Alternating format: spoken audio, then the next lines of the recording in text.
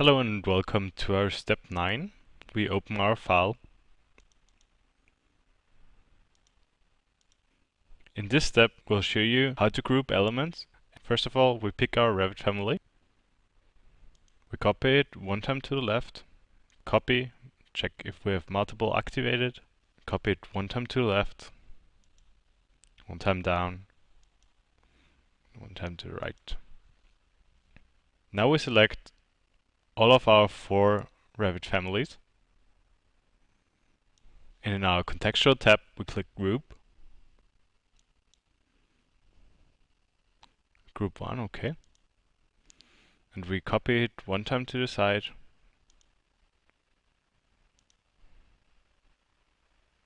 And one time down. Groups in Revit architecture are very useful because if you make changements in one group, it will affect all groups of the similar type. So we will select one group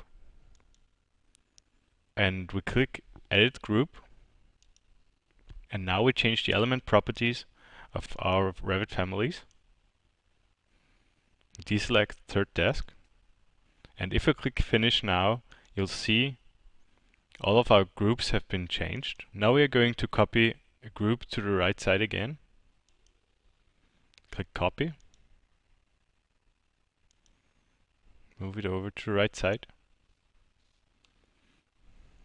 We are going to duplicate our group now, so we select it and click Edit Type in our Properties palette.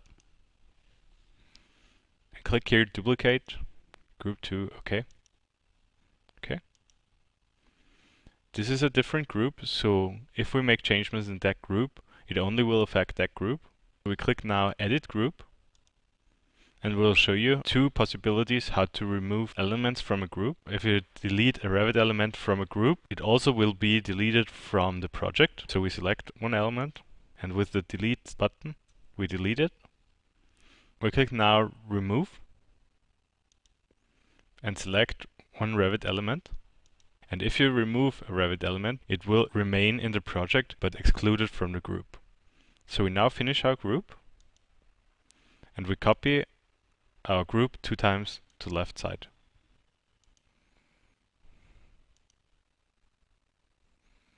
Now we are done with our interior design. We're going to place some rooms and room tags. In our Home tab, we pick Rooms, Room, and we place the first room in our conference area. We zoom in a little bit. We rename that room to Conference.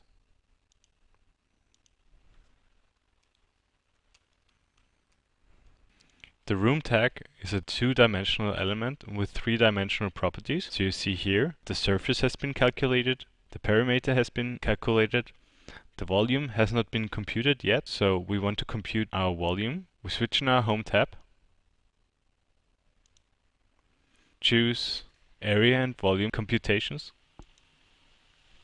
and select here, Area and Volumes. And you see the volume has now been computed.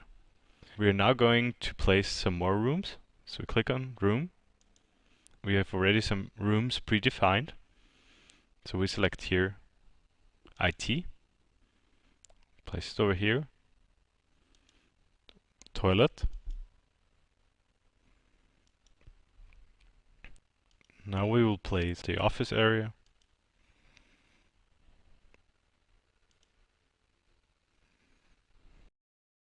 On the right side, if you click the boundaries of our toilet, you see only the entrance area is calculated.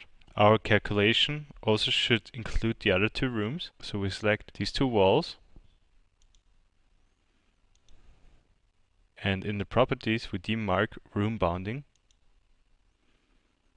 And if we now click our boundaries again, you see the whole room is now calculated. Now we will show you what room separation lines are. We select our office room, and we see the kitchen is also calculated as office area.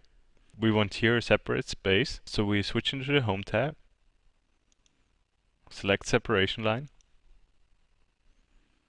and we draw 2 boundaries.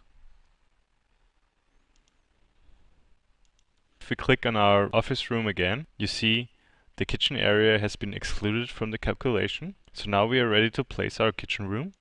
Place it.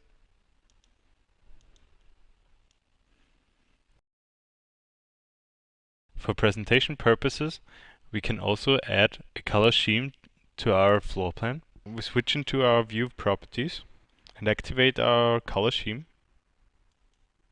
We select here name. Okay. And now every single room has a separate color. We are going to place a legend now. We select legend in our home tab and place it on the right side. We have several schemes to choose from. So we select a different room scheme and pick here floor finish. Now you see that our conference area has no floor finish at the moment, and we want to assign a floor finish. So we open our room schedule. We want to see both of our views, so we switch in our view tab and select here tile windows. With the shortcut set A, we fit our view, and if we switch in our schedule in the category floor finish, we can now assign a floor finish to our conference room. We select here stone tiles. And now you see the color scheme changed and a new category has been created in the legend. So that's it for our 9th step, and we'll be back in the 10th.